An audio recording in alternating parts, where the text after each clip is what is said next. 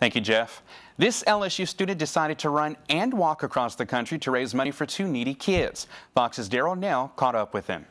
Greg Hamblock has spent the last 6 months and 2 days walking and running across the country. So started Nia Bay.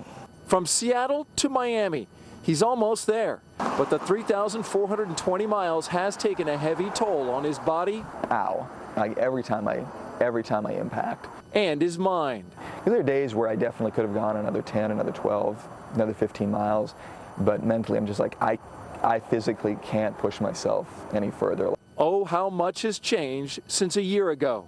He doesn't have any positive role models. This is the Louisiana State College student announcing his plan to walk across country in January. The reason? Raise $60,000 to send Megan and Chris, two children he met volunteering at a homeless shelter in Baton Rouge, to private school. He says these high-performing students aren't getting the education they deserve. And I have a friend who was a middle school teacher in Baton Rouge, and in 2 years he'd gone to 3 student funerals of kids who had died from gang violence. I just didn't want him to be in that environment, so I wanted to put these kids in a private school. But what began with great promise and a quick pace has slowed to a painful walk and fallen well short of expectations.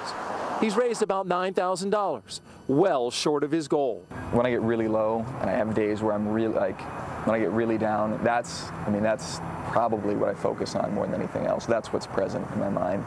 The good news, he says, is the exhausting journey is almost over.